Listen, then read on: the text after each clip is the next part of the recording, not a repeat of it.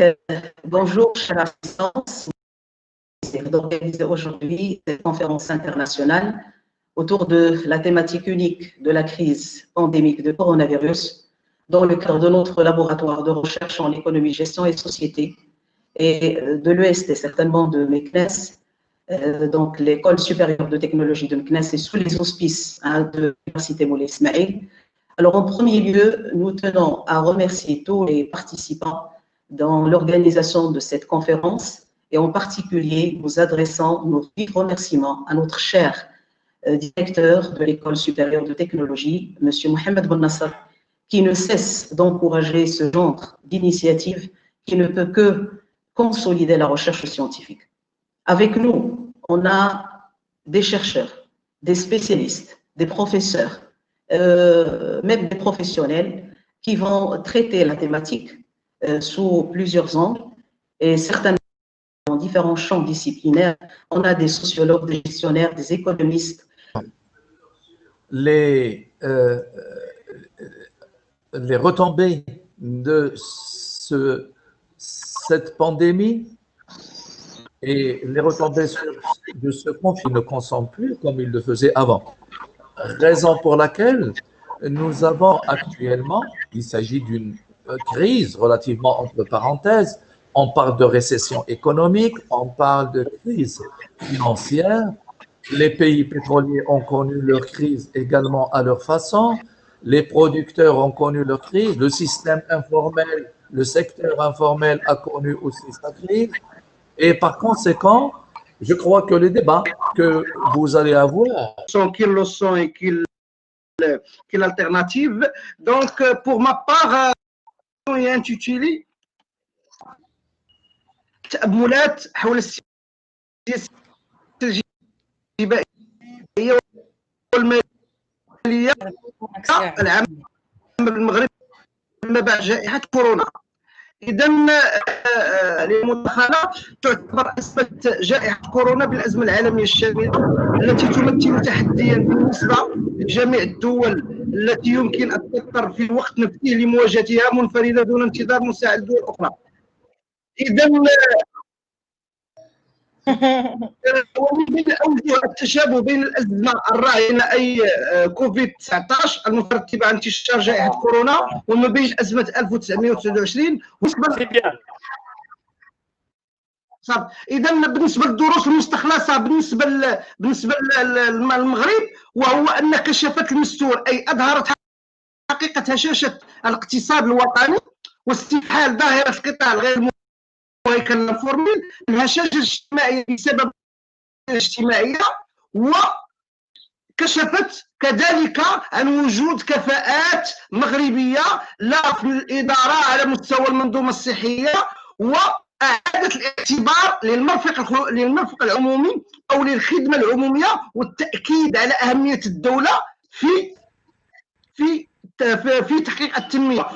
وفي هذا الصدد يجب إعادة الاعتبار لقطاع التعليم والصحة ونظام التغطية الاجتماعية. إذن يجب حسن قراءة هذه الدروس جائحة كورونا من أجل بلورة اقتراحات على المستوى الجبائي وبالنسبة المالية العامة. بالنسبة ذات الطابع الاستعجالي بالنسبة للمغرب في هذه الآونة وفي الدروس الصعبة هناك اقتراحات. أنا فرقت ما بين جوج ديال الاقتراحات. هناك اقتراحات ذات طابع استعجالي اللي خصنا نقولوا بهم دابا حاليا وهناك اقتراحات على الاستعجالية لابد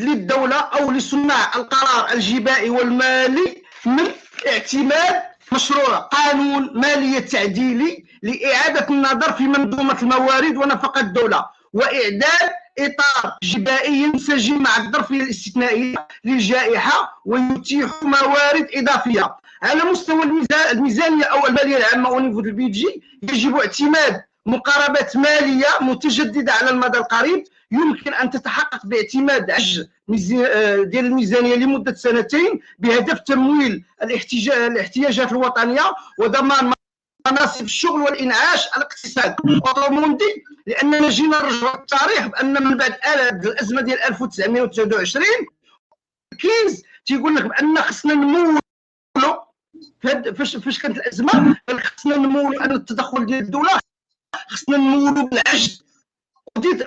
لماذا؟ لتحقيق التوازن الاجتماعي لابد من يكون تمويل عبر العجز، يكون ان ديفيسيت. اذا بالنسبه للمغرب خص اعتماد مقاربه على المدى القريب باعتماد عجز ديال الميزانيه لمده سنتين بهدف تمويل الميزانيه. يجب اعاده ترتيب الاولويات بالنسبه لنفقات الاستثمار. il faut revoir la priorité ديال لي ديبونس دانفستيسمون، اعاده النظر في نفقات التسيير لي ديبونس فونكسيونمون والماليه العامه او تدبير الميزانيه. لابد من تقويه التسيير. اذا هذه هي الاقتراحات الاستعجاليه. خصنا نديروا نظام تعديلي اللي يكون عنده واحد اكور تيرم ومشي ما فيها باس نملوا، لان دابا حاليا المداخل عندنا نقصات بالنسبه للضريبه على الشركات، الضريبه على الدخل، الاستهلاك نقصات الضريبه على القيمه المضافه. بالنسبه بزاف ديال الفرضيات اللي تبنى عليهم القانون الماليه ديال 2020 هذيك الفرضيات ولات غير قابله. اذا هذه الفرضيات خصنا الفو غوفواغ سميتها لي بريفيزيون. دونك في هذا السياق او في هذا الاطار يجب اعتماد قانون مالي تعديلي ياخذ بعين الاعتبار الطابع الاستعجالي. ونلاحظ ان هناك ندره ما يكونوش عندنا مداخل، لان ما كاينش ضريبه على الشركات، ما كاينش نقصات الضريبه على الدخل، ضريبه الاستهلاك، الناس نقصت الضريبه على القيمه المضافه. ولكن في المقابل هناك الدوله عندها نفقات، اذا كاين نقص الدوله بيبليك. بار كونتر او روفونش ما كاينش عندنا المداخل. اذا شنو هو الحل اللي تيبقى عندنا؟ وهو خص اعداد اطار جبائي ينسجم مع الظرفيه. وفي هذا الاطار يجب تحضير تعاقد اجتماعي جديد يقوم على بعث روح التضامن والمواطنه. وفي هذا الصدد يجب مرحليا استثمار الحس التضامني الذي برهنت عليه مختلف الفئات الاجتماعيه. لان مثلا في الصندوق اللي داروا سيدنا الله ينصرو، الصندوق ديال جائحه كورونا، ابانت الطبقات او الفئات الاجتماعيه التضامن. اذا يجب استثمار هذا التضامن. لما مثلا ما نزيدوش واحد الشطر في الضريبه على الدخل 44 تتسمى شطر التضامن. الناس اللي تيشدوا من 600,000 درهم من فوق في العام، دونك يكون واحد الشطر ديال التضامن 44%. اذا هذاك اقتراح اخر من اجل تمويل المواطنين خصوصا في هذه الظرفيه التي ابانت عندها شاشه الاجتماعيه. علاش ما نطاكسيوش بان الكماليات في الضريبه على الدخل ب 30% وديك المداخل ديال 30% على الكماليات نوروا بها التغطيه الصحيه. هذه كلها امور. دونك هذه امور استعجاليه. اذا لابد تمنع القرار الجبائي والمالي بان يديروا قانون تعديلي او اطار جبائي ينسجم مع الظرفيه الاستثنائيه، لان ما فيها عيب. لان كما قلت لكم في النظريه ديال كينز 1929 تيقول لك كينز بان يمكن لك تمول الميزانيه ديالك بان ديفيسيت، ولكن باش تحقق واحد ليكيليبر او نيفو سوسيال اي ايكونوميك. دونك ولكن يكون على الاقتراض يمشي للاستثمار. دونك الاقتراض يمشي للاستثمار، لان دابا عندنا الشح على مستوى المداخل، عندنا هناك عندنا الشركات بالنسبه للضرائب على الشركات، الضريبه على الدخل، الضريبه على القيمه المضافه. اذا ما عندناش شنو الحل؟ الحل اللي بقى عندنا الوحيد وهو الاقتراض. والاقتراض حتى نستثمروه على المدى القصير استثمار، وخصنا اعاده النظر في وسائل تدبير الميزانيه دابا تنعرفوا حنا مثلا القانون 130 13 التدبير المرتكز على النتائج، مازال بزاف الامور ما درناهاش اللي جاب بها القانون التنظيمي المالي لا اورغانيك. مازال ما عندناش ان كونطابيلتي اناليتيك، لا كونطابيلتي جينيرال، عندنا سولمون ان كونطابيلتي دو كيس، عندنا المحاسبه ديال الصندوق. اذا خصنا باش نديروا، لان هذه المحاسبه التحليليه وهذه المحاسبه العامه هما لي زوتي ديال لو كونترول دو جيستيون، لان خصنا نشوفوا واش لان تيدخل هاد العقلانه ولا هاد الترشيد ديال النفقات خصها تكون تصب الى مثلا درهم واحد خسرناه خصنا نعرفوه فين مشينا. اذا يلفو انكولكي، لان خصنا نعاودوا، لان هو هاد الجائحه راه فيها خير.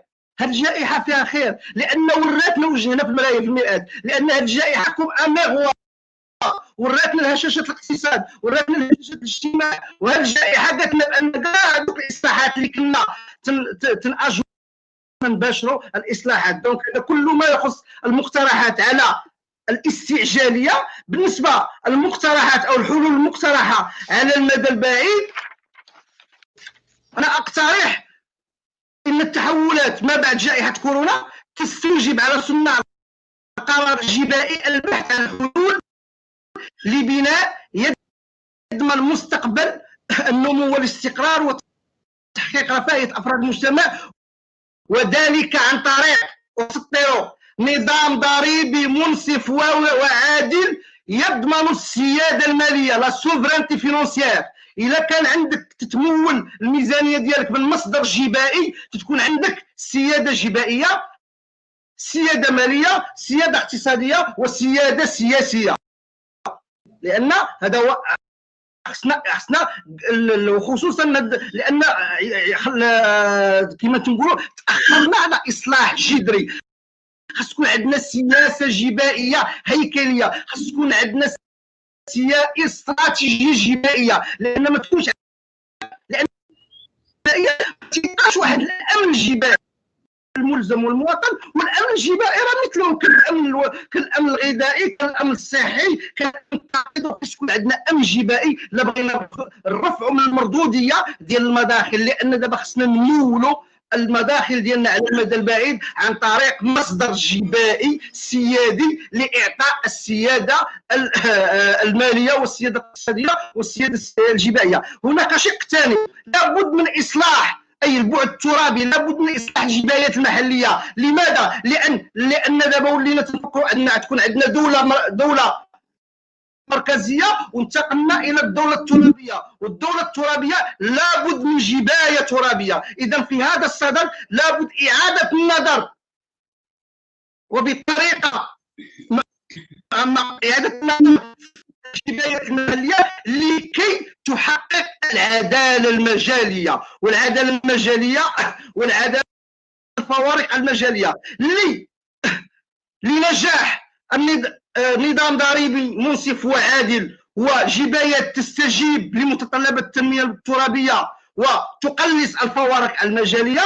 اقترح تطبيق قواعد الحكامه الجبائيه، غوفرنونس فيسكال. اذا نمشي نقطه بنقطه، وسمحوا لي استاذ لا تعطل لا ناخذ شويه الوقت، لان هذا الموضوع رحنا على استراتيجيه جبائيه على جبائيه، ولكن في هذه الجائحه وقفنا على ان خصنا موارد، خصنا مداخل. راه حنا ما عندنا لا نفط، خصنا نطبقوا الفصل 39 من الدستور، لان كل واحد خصو يساهم، تكون عندنا واحد الماليه تضامنيه، واحد السياسه جبائيه تضامنيه. راه الفصل 39 من الدستور مبدا دستوري ومبدا عالمي في لا ديكلاراسيون ديال لي دروا دلوم دي سيتويان، الفصل على ما اظن الماده 14 اما 16. راه خص كل واحد يساهم في الاعباء ديال الدوله حسب القدره الاستطاعيه ديالو. راه لا يعقل بان واحد عنده قدره استطاعيه ما تيساهمش وواحد ما عندوش قدره استطاعيه وتساهم. اذا خص اعاده النظر، خص تطبيق مبدا دستوري، خص هذا الحس نستثمروا هذا الحس التضامني اللي وقع لنا في كورونا. علاش قلت لكم انا كورونا راه فيها خير كما تيقولوا فيها خير؟ راه خصنا نكون عندنا واحد الحس تضامني من خلال مقاربه تضامنيه، لا من الناحيه ديال النفقات ولا من الناحيه ديال الموارد. اذا في هذا الظل هذا النظام الضريبي المنصف والعادل خصنا نصلحوا الضرائب الحاليه. ضريبه على الدخل، ضريبه على الدخل تنهضروا على التصاعديه، وليس هناك تصاعديه، لان كاين شي دخول اللي عندهم دي طوليبي اسعار ابرائيه. دونك هنا فينا هي التصاعديه. عندنا 5 مداخل اللي بالضريبه على الدخل، عندنا يلا جوج اللي عندهم تصاعديه والاخرين عندهم دوتي ابرائيه. خصنا الاصلاح الضريبه على الدخل، اعاده هيكله الضريبه على القيمه المضافه، نديروا 30% على الكماليات، التغطيه الاجتماعيه. خصنا خلق ضريبه على الثروه، لان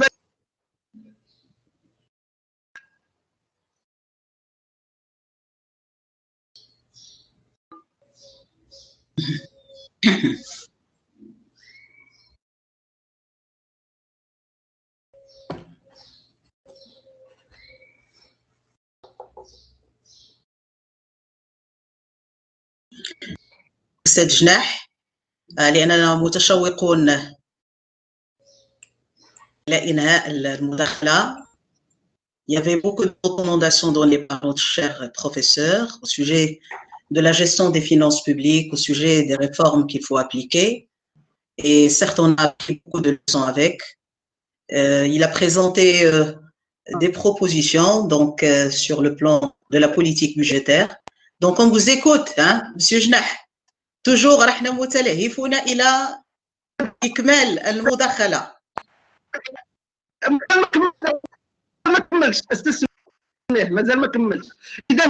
اذا بالنسبه للاقتراحات، بالنسبه لنا في الشق الجبائي قلنا خلق ضريبه على الثروه، وقلنا خصنا نفكروا في اعاده تضريب الفلاحه وليس الفلاح الصغار، لان خصنا نطبقوا المبدا 39 من الدستور بان خص كل واحد يساهم في لي شارج بيبليك دو ليتا سولون لا كاباسيتي كونتريبيتيف دو شاك سيتويان اون في دو فينونسي لي شارج بيبليك دو ليتا. هذا راه مبدا دستوري، راه خصنا نطبقوه، راه ما خصناش نبقاو اجوري واشاك فوا. هذا بالنسبه لنا. هناك جوج ديال الضرائب اللي خصنا نزيدوهم، خصنا عندنا ضريبه او جبايه بيئيه، لان يستند الاساس في المبدا العالمي الملوث يدفع لو بوليور بيور. خصنا نديرو جبايه بيئيه، هادنا ما خصناش نبقاو نسينو. خص تكون عندنا جبايه الكترونيه. لماذا؟ لان التقدم ديال التكنولوجيا والاقتصاد الرقمي بان القواعد الضريبيه الكلاسيكيه اصبحت متجاوزه.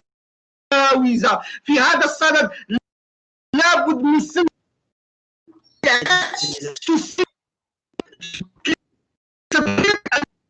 المعامله الالكترونيه،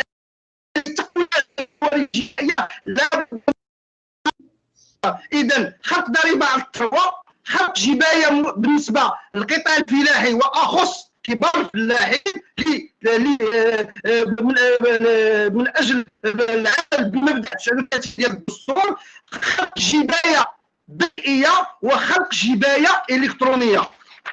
اذا هذا الاصلاح يسير في اتجاه توسيع الوعاء الضريبي ومستوى الفاق يجعل المواطن امام واجب وطني ضريبي يثقل كاهلا، لان قبول الواجب الضريبي يعتبر حجر الزاويه في كل الانظمه الضريبيه الديمقراطيه والحديثه، وهو ما يشكل ورشا مستقبليا على الصعيد المؤسساتي والمجتمعي. اذا بالنسبه للاصلاح ديال النظام الجبائي على المدى المتوسط والبعيد. بالنسبه للاصلاح ديال الجبايات المحليه اركز، لان الجبايات المحليه 90% 70% من الضرائب المحليه تخص الجماعات الحضاريه. راه الجماعات القرويه تتعيش ب 30% ديال اللطيفيه ديال الضريبه على القيمه المضافه.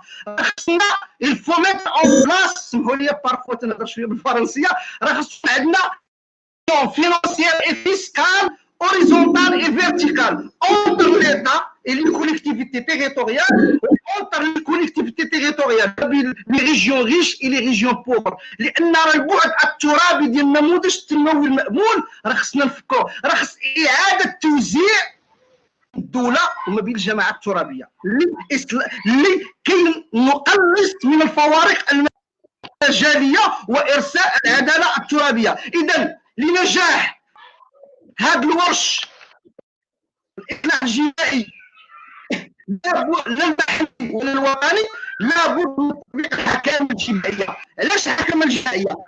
لان احد مداخل الاصلاحات الهيكليه لبناء وتاسيس نموذج تنموي مبني على العنايه واحترام الكرامه الانسانيه. اذا يجب تحويل السياسه الضريبيه الى رافع لتنميه الالتزامات المرتبطه بالنموذج التنموي المامول. الجبائيه يعيد التوازن ما بين الضرائب المباشره والغير مباشره، والتوازن ما بين تضريب راس المال وتضريب العمل.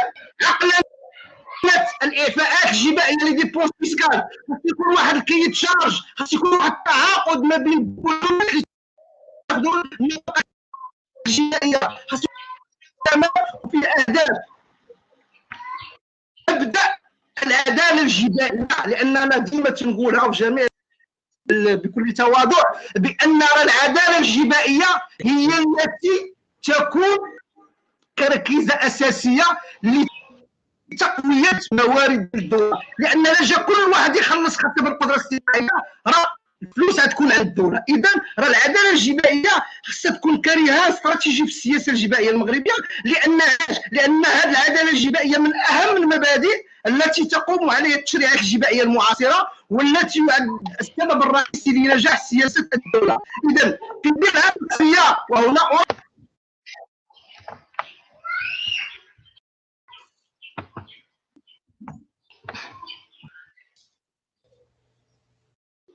Monsieur Jnah, on vous attend toujours. نعم.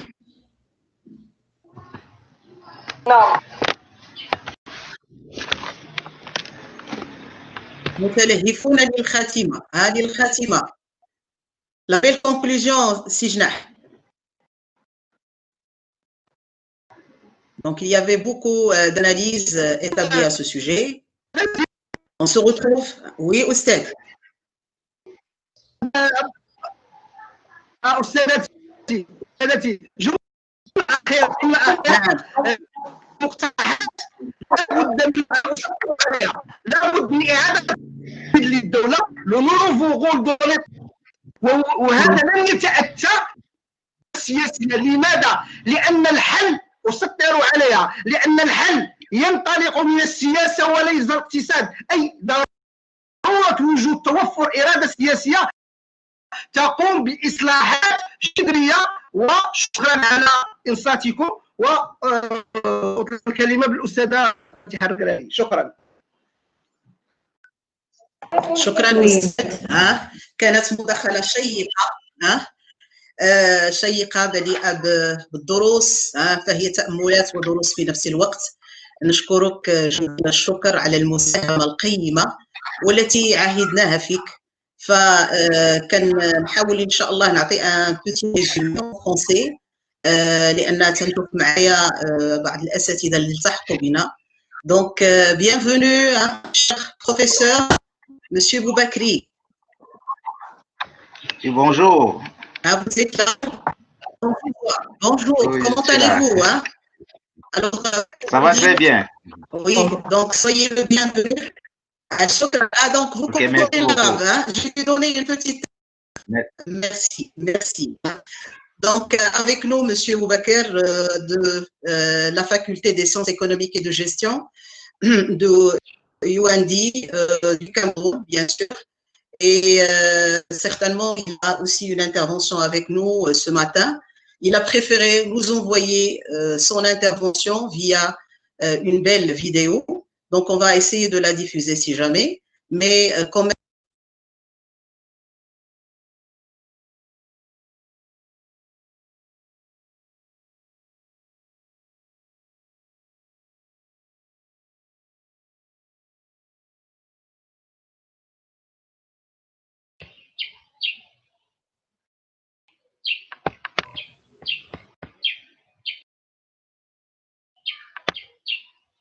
Madame, on ne vous entend pas.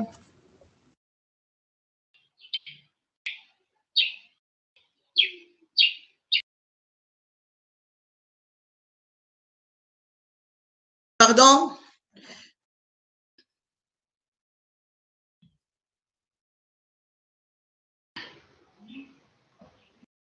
Alors,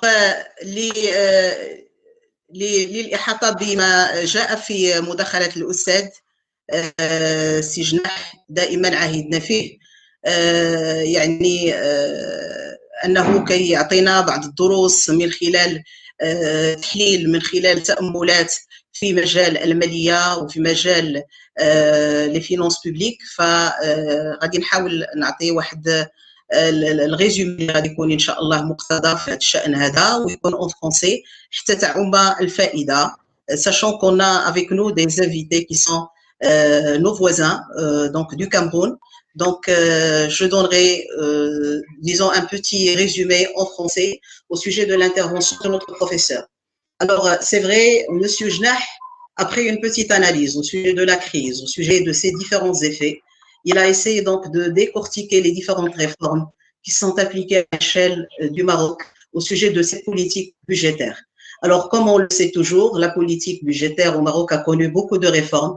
Donc, depuis 2013, la réforme fiscale, depuis donc 2014, en fait, c'était la principale réforme qui s'assoit sur les assises de la réforme fiscale de 2013.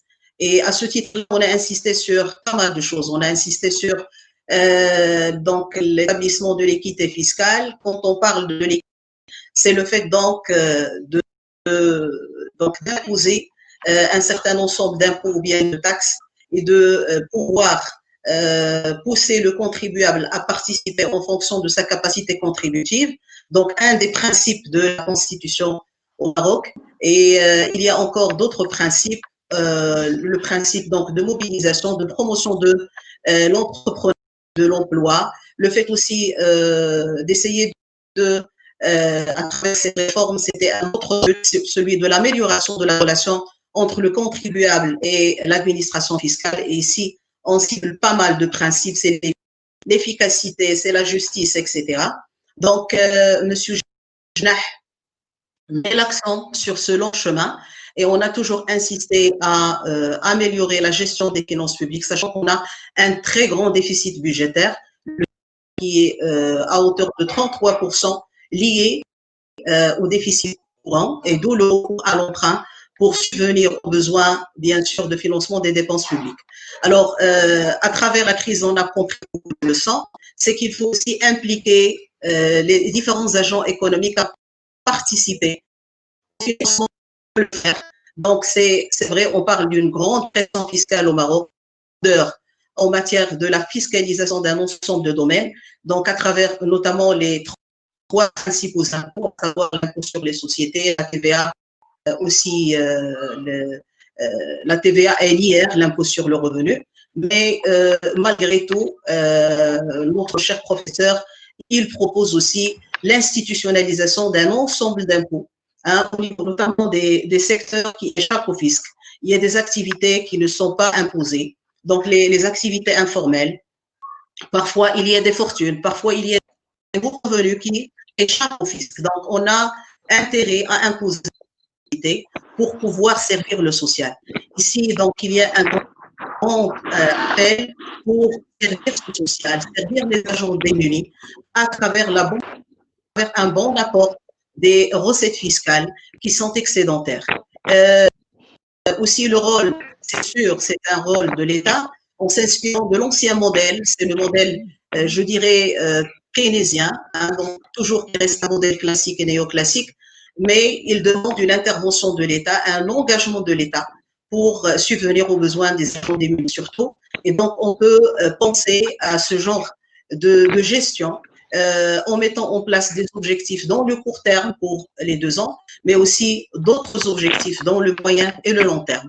Donc, c'est une question qui incombe à l'État. C'est une question qui fait primer le politique sur l'économie. Parce que lorsqu'on parle de la politique économique, peut-être elle a plus de poids aujourd'hui dans le cadre de cette crise que l'économie politique. La politique économique, c'est l'institutionnalisation, être guidée par l'État dans cette période de crise. Donc ça, c'est l'appel de notre cher professeur. Et je crois que l'appel est clair, que la leçon aussi qu'on a pu tirer, elle est très claire. Donc on vous remercie. Il y a d'autres interventions.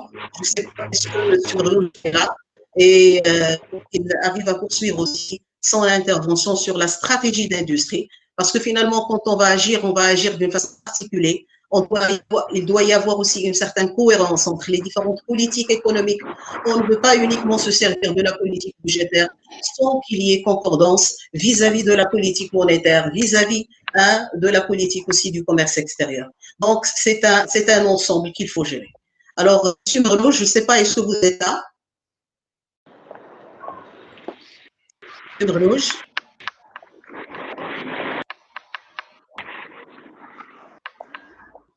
Non. Donc, c'est vrai, il y a M. Merlouche qui sera suivi de l'intervention de M. Boubakari. Donc, M. Boubakari, on vous donne la parole. Donc, s'il y a des interrogations avant de passer à votre intervention.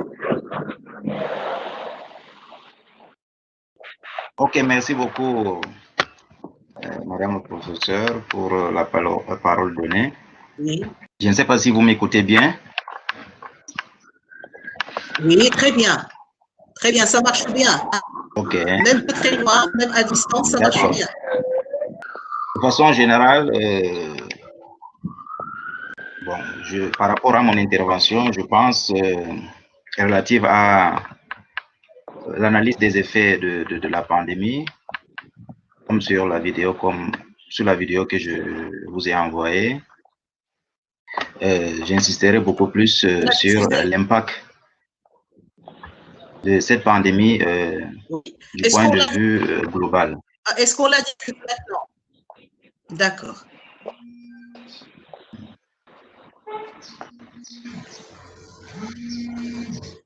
Est-ce que vous préférez qu'on la diffuse ou bien vous nous donnez un résumé et une fois après, on la diffuse? Bon, je pense qu'on peut la diffuser. D'accord, et on prend une petite pause. Hein? Une petite pause matinale. D'accord, donc je vais voir. D'accord, on fait.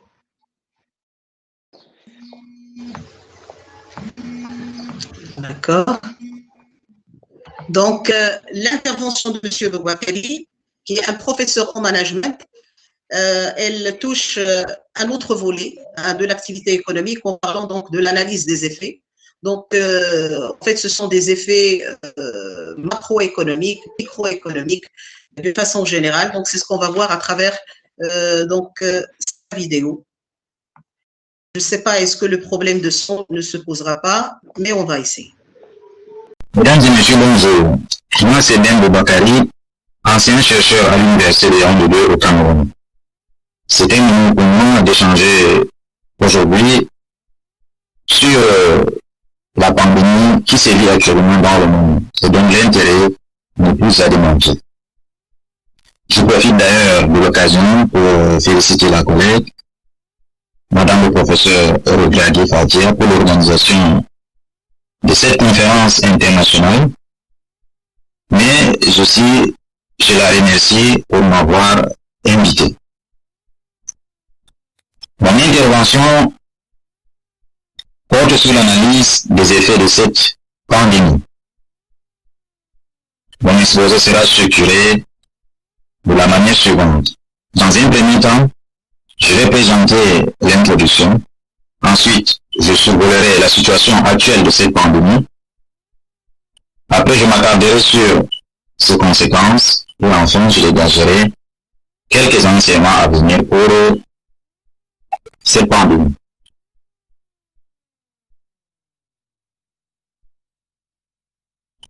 Sans toutefois tarder, nous passons au premier point. Le monde traverse une crise sanitaire sans précédent. Une crise qui a touché tous les secteurs de l'économie et toutes les couches de la population. Cette pandémie a entraîné une crise économique et financière majeure dans le monde et se manifeste par une grave crise du crédit et un effondrement majeur de l'activité économique et des marchés financiers dans le monde. Pour faire face aux effets néfastes de cette pandémie, Des mesures fortes ont été prises par les autorités des États les plus touchés. Ces mesures visent à limiter drastiquement le contact entre les personnes dans le but de ralentir la propagation du virus et de réduire le risque que les services médicaux concernés ne puissent faire face à l'afflux de patients. Ces mesures ont réduit les libertés les plus fondamentales à un point qui n'a jamais été atteint depuis la Seconde Guerre mondiale.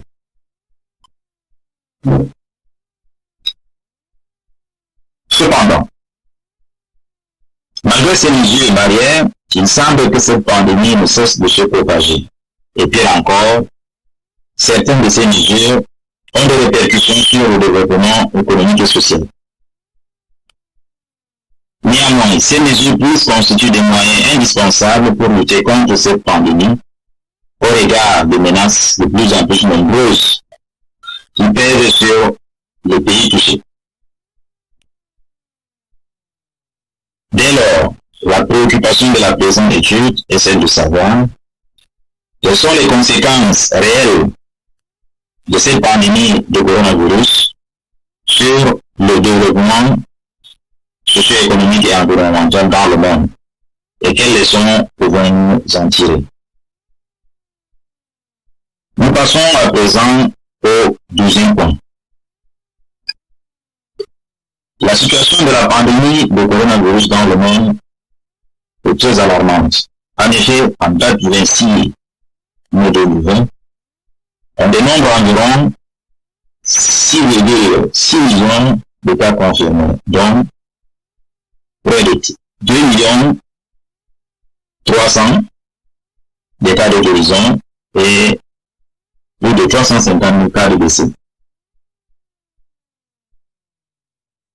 À cette date, les pays les plus touchés en fonction du continent et selon l'Organisation mondiale de la santé sont présentés dans le tableau 1 ci-après.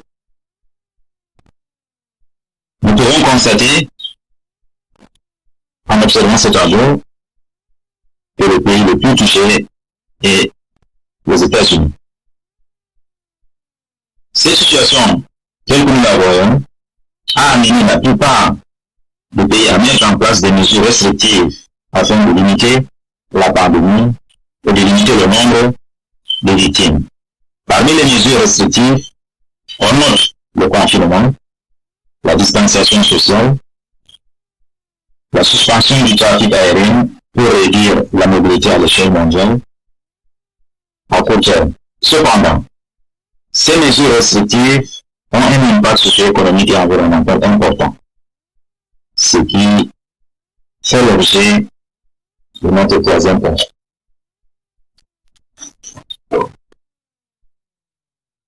Les effets de la pandémie de coronavirus sur l'économie et la société sont nombreuses. Sur le plan socio-économique, le coronavirus a provoqué un effondrement mondial de la demande des hôtels et restaurants, entraînant ainsi une baisse de 20% des prix des produits agricoles. En Afrique, et plus particulièrement en Afrique subsaharienne, cette pandémie a des conséquences énormes sur la sécurité alimentaire et nutritionnelle, au risque d'accroître davantage la pauvreté et la malnutrition. Madame et Monsieur, le développement de la pandémie a gravement affecté le chaîne d'approvisionnement de poissons, frais et du crustacé suite à la fermeture du secteur de la restauration. En plus du fait de la baisse de la demande et de baisse de prix qui en résulte, la production de la pêche de capture dans certains pays a été interrompue ou considérablement réduite, ce qui peut avoir une influence positive sur le stock de poissons sauvages à court terme. En aquaculture, il est de plus en plus évident que les produits invendus entraîneront une augmentation des stocks de poissons vivants et donc de coûts plus élevés pour l'alimentation ainsi qu'un risque accru de mortalité des poissons. La pandémie de coronavirus a provoqué la chute du prix de baril la plus abrupte en un jour depuis près de 30 ans. En effet, le 23 mars dernier, le Bitcoin a chuté de 24%, passant ainsi de 34 dollars le baril à 25,7 dollars. La pandémie de coronavirus a touché tous les niveaux du système éducatif, du primaire au supérieur. Différents pays ont mis en place diverses politiques allant de la fermeture ciblée à la fermeture complète des établissements. L'impact du coronavirus sur le secteur culturel est également ressenti à l'échelle mondiale, notamment par la fermeture des institutions culturelles, l'interruption et le report des pratiques culturelles et sportives. Nous pouvons citer le report de l'Euro 2020. Nous pouvons également citer le report des champs en Afrique.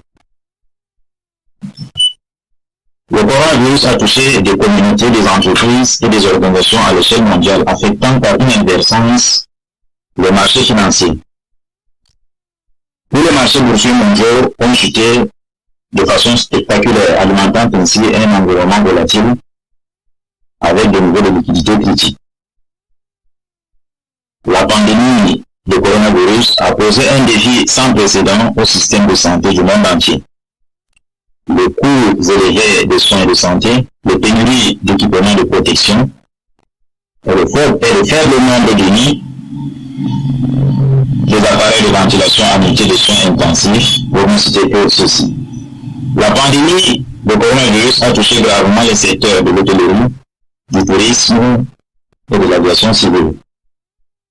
Le coronavirus a par ailleurs accru les craintes d'une augmentation des niveaux de violence domestique qui comprend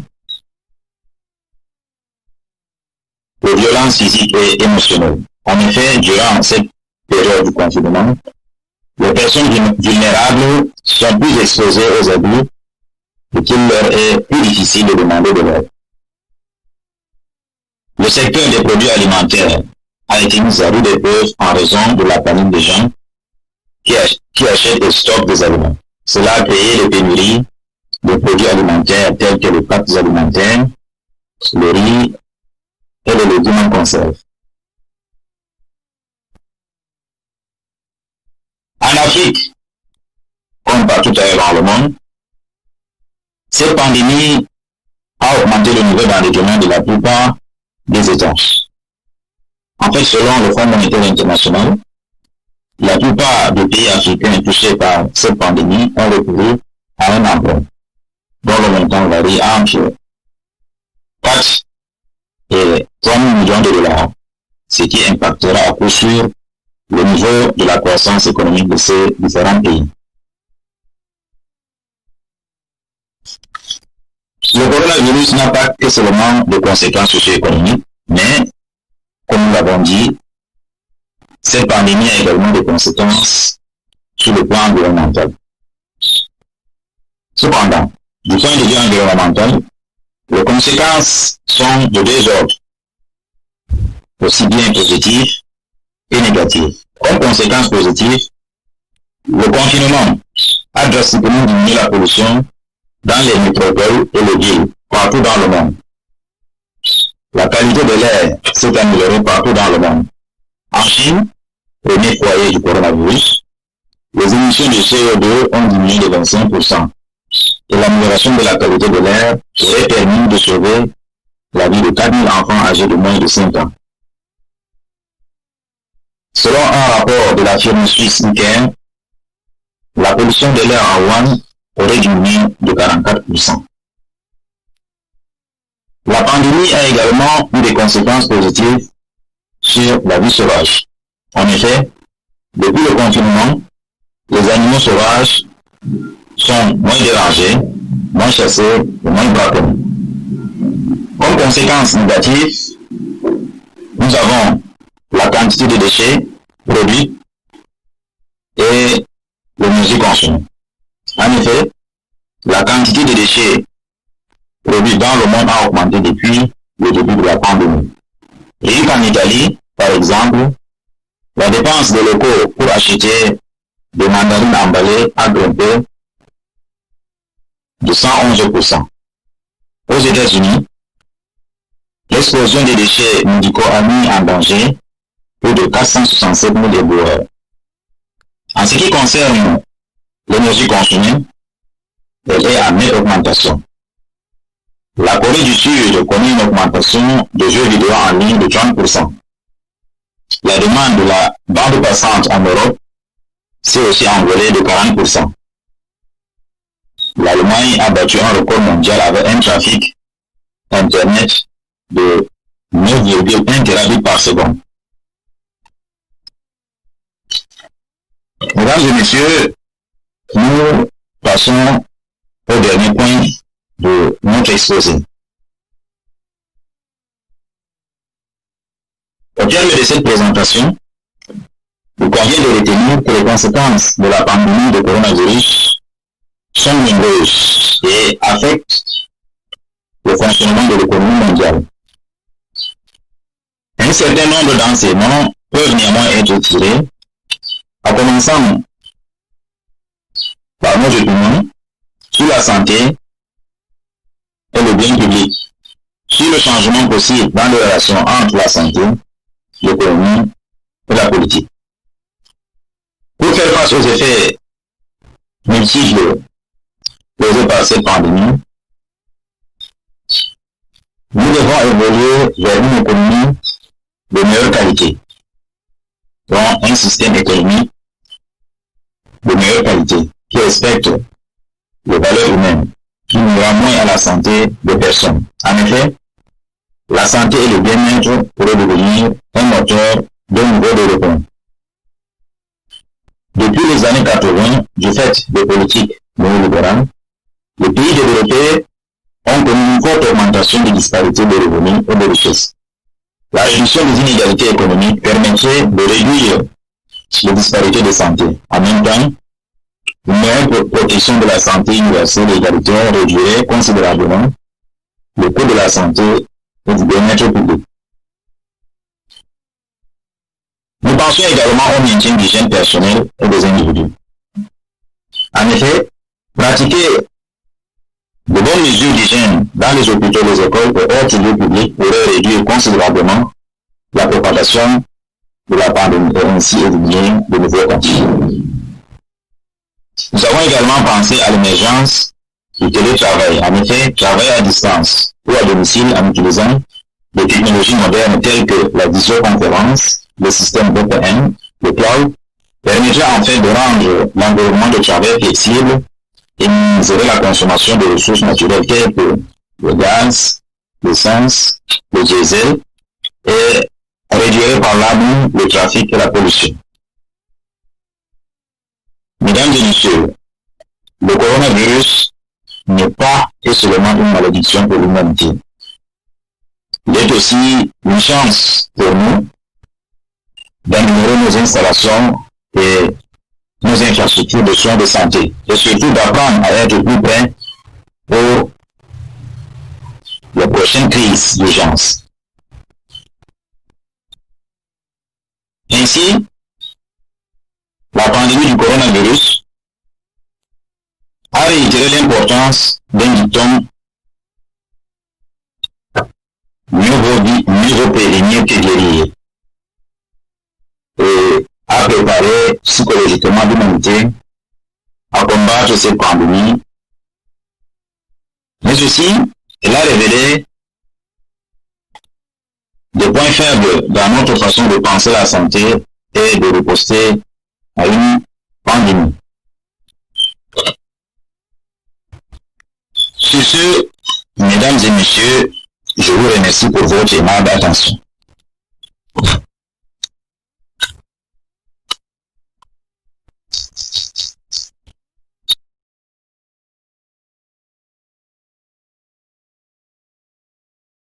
Donc, je disais donc mon intervention, c'était par rapport à l'analyse des effets de cette pandémie.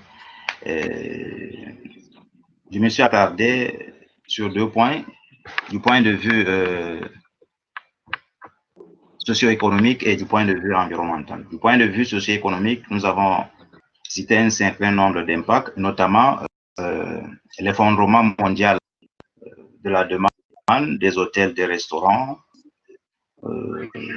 Nous avons également évoqué le développement de la pandémie a affecté gravement les chaînes d'approvisionnement. Nous avons également souligné le fait que la baisse des produits, que ce soit agricoles ou la baisse du prix de production de pêche, a également impacté gravement l'économie. Et nous avons également évoqué les effets de cette pandémie sur la chute brutale du prix de baril qui est passé de 23 $, de 34 $ à 24 $. Nous avons également évoqué le fait que cette pandémie a touché le secteur éducatif, notamment le secteur primaire, secondaire et supérieur. Donc, dans plusieurs pays, les établissements scolaires ont été fermés. Nous avons également évoqué l'impact de cette pandémie sur le secteur culturel, notamment beaucoup d'institutions culturelles ont été fermées. On a constaté l'interruption et même le report de certaines activités culturelles. Et cette pandémie a également touché à l'échelle mondiale les marchés financiers dans le monde entier. Et la pandémie a également posé un défi énorme dans le système de santé. Notamment, on s'est rendu compte que de par le monde, les coûts des soins de santé étaient élevés. Il y avait des pénuries d'équipements de protection. Il y avait également le faible niveau des lits et appareils de ventilation en unité de soins intensifs. Donc, pour ne citer que quelques éléments. Nous avons également évoqué le fait que cette pandémie a également touché le secteur alimentaire, du fait que ça a créé une panique générale, part et d'autre. Les gens achetaient beaucoup des aliments et stockés, et cela a créé en quelque sorte des pénuries alimentaires. Et de façon générale, en Afrique et comme partout ailleurs dans le monde, ça a également augmenté le niveau d'endettement de la plupart des États. En effet, selon le Fonds monétaire international, la plupart des pays africains touchés par cette pandémie ont recouru à un emprunt dont le montant varie entre 4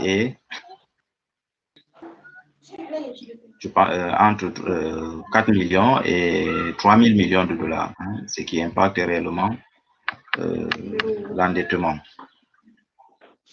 Et du point de vue environnemental, cette pandémie a eu deux conséquences majeures. Bon, pour ne pas dire deux conséquences positives. Déjà, le confinement a drastiquement diminué et la pandémie a également eu des conséquences positives sur la vie sauvage.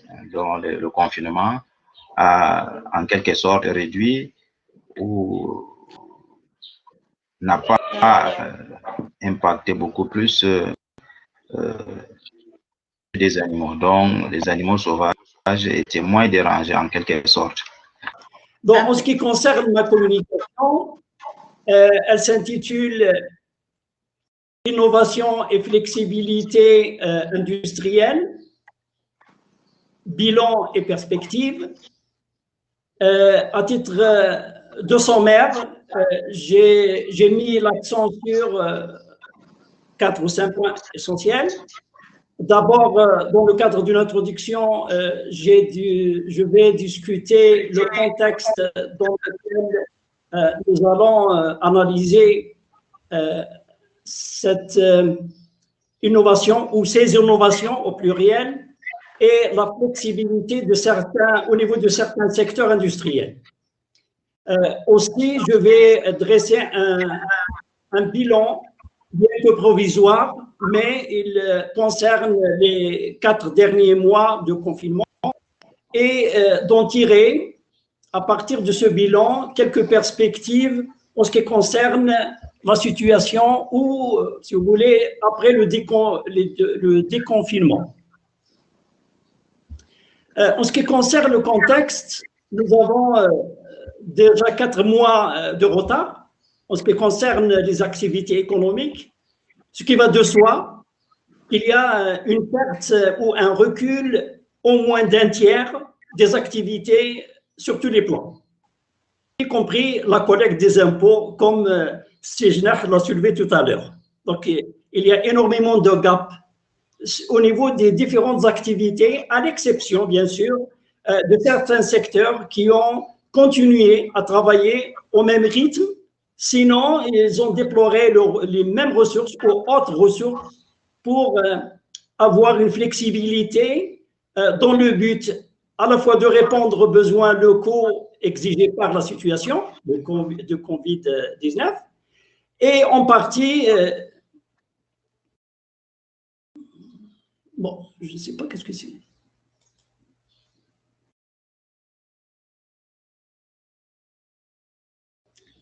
C'est un partage, je ne sais pas de quoi s'agit-il. Bon, en ce qui concerne le premier point, donc j'ai mis l'accent sur le recul d'un tiers des activités. Donc, les statistiques, bien sûr, elles ne sont pas tout à fait uniformes, parce qu'elles ne sont pas officielles.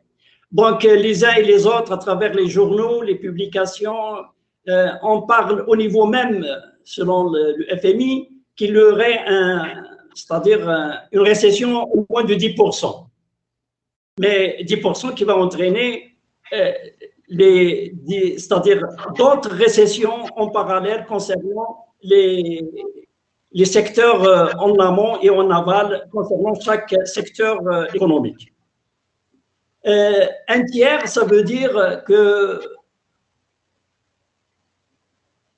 parfois, des entreprises qui sont arrêtées partiellement, totalement, et il y a des secteurs où les entreprises continuent à travailler convenablement.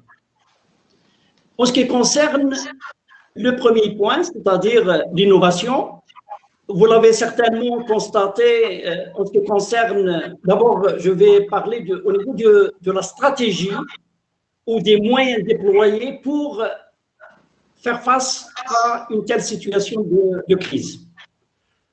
Deux points essentiels à mettre en relief, c'est la création d'une commission spéciale de suivi, un fonds financier. Ils ont prévu au départ en euros, c'est-à-dire aux environ 1 milliard d'euros, mais au niveau de réalisation, on s'est rendu compte qu'on a pu collecter au moins 3 milliards d'euros. Donc, au niveau des recettes, il y a, si vous voulez, les prévisions ont été triplées. Et bien sûr, il y avait beaucoup de dépenses à mettre en place. D'abord pour le suivi médical, donc pour encourager l'innovation au niveau de... Donc, nous avons à la fois innovation et flexibilité. Donc, en partie, les grandes, ce n'est pas les grandes, mais les petites et moyennes entreprises chargées de l'industrie textile se sont transformées. Donc, il y a une flexibilité très importante à ce niveau pour fabriquer des masques qui sont allés de 3 millions par jour jusqu'à 10 millions. Et donc, le Maroc est devenu le deuxième, si vous voulez, producteur des masques après la Chine. Chose qui est inconcevable avant la crise de Covid-19. Deux, c'est la fabrication ou l'innovation et la flexibilité des industries aéronautiques pour fabriquer, avec les ingénieurs marocains, en petit parfois en collaboration avec des ingénieurs de Portugal, de Brésil, etc., pour créer des masques intelligents pour la respiration automatique. Parce qu'un appareil est égal à une vie sauvée. Donc, c'est ce qui explique en partie une grande réaction des secteurs industriels par rapport aux besoins d'abord locaux, parce qu'ils ont interdit d'exporter, par exemple, ni les pompes, ni les masques, tant que les besoins locaux ne sont pas couverts. Troisième type d'innovation, c'est au niveau c'est-à-dire au niveau de l'aéronautique, et aussi des innovations individuelles, personnelles de la part des ingénieurs pour fabriquer made in Morocco, par exemple des drones pour la surveillance du confinement, pour le traitement de certaines, la désinfection et pour la surveillance d'une manière générale. Donc il y a énormément, c'est-à-dire énormément de points d'innovation, mais aussi de flexibilité de certains secteurs industriels dont je vais parler par la suite au niveau des perspectives. En ce qui concerne les autres réalisations, c'est le cas des mines, phosphates et dérivés. L'agriculture sont des secteurs qui ont continué, malgré la situation actuelle, ils ont continué à travailler au même rythme, voire même à exporter vers les pays, c'est-à-dire classiques, en ce qui concerne le surplus de certaines productions. Bien que nous avons toujours des besoins à satisfaire, c'est le cas du blé, etc., que le Maroc continue d'importer parce que la production de telles denrées n'est pas très économique par rapport aux autres produits de l'agriculture. Un autre volet, c'est la digitalisation et la numérisation. Le Maroc, durant ce confinement, suite à l'arrêt des études au niveau primaire et universitaire, donc il y a le développement, les chercheurs marocains, et également les responsables bien sûr derrière, ils ont innové en ce qui concerne les méthodes d'enseignement à distance, les paiements à distance, c'est e-banking. Nous avons également au government l'inscription pour recevoir les aides sociales concernant les chômeurs. Il faut compter au moins, rien que dans le secteur informel, c'est plus de aux environs de 3 millions de familles à prendre en charge. Sans parler, bien sûr, de ceux qui ont l'habitude de recevoir la pension de CNSS, etc., que le Maroc a pris en charge aux alentours de 2000 dirhams par mois. Autre point intéressant à soulever, c'est au niveau des perspectives. Comme l'a soulevé Sijner tout à l'heure, en ce qui concerne certaines ressources à prendre en charge, mais il sait très bien que ceux qui sont riches, c'est-à-dire imposer le revenu, ça pose énormément de problèmes parce que les gens qui devraient payer, généralement, ne payent pas. Et il le sait très bien. N'est-ce pas, Sijner? À ma connaissance, il y a des entreprises qui ont un chiffre qui ont des chiffres qui ont les chiffres d'affaires les plus importants, en général, ils sont protégés. Pour protéger, bien sûr, l'emploi et les investissements qui viennent d'outre-mer. Donc, ce qui paye, ce sont les salariés, comme nous. Donc, nous payons à la source. Et les cotisations, on paie en plus la TVA, on paie autre chose comme taxe en plus de l'IA.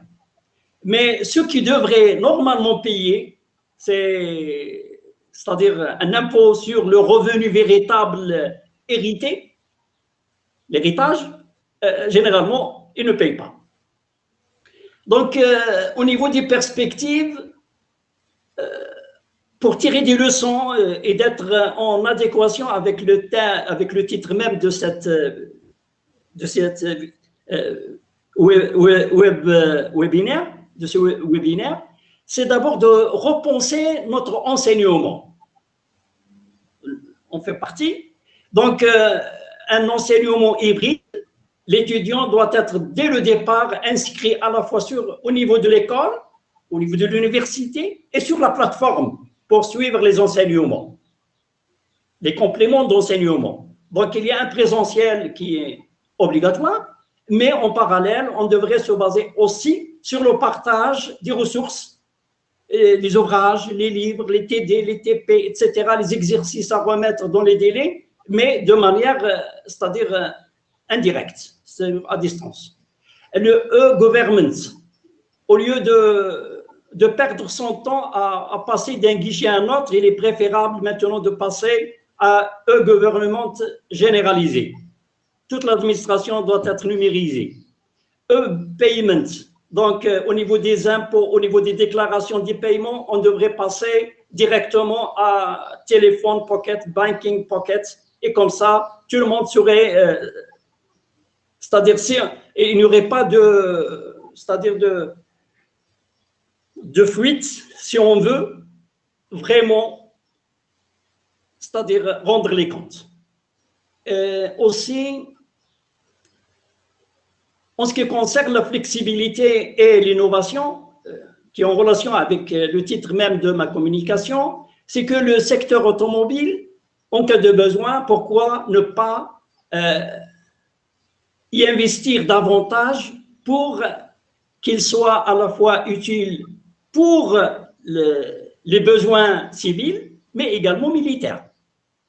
Aussi, l'aéronautique et ces deux secteurs, à titre d'exemple, ils ont donné un exemple durant Covid-19.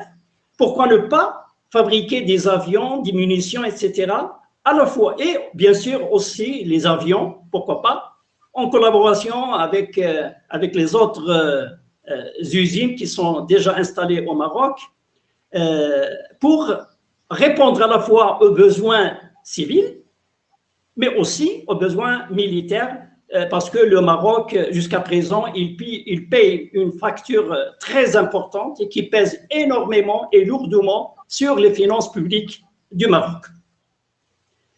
Bien sûr, il y a d'autres actions à repenser, mais à distance, il est très difficile de le faire.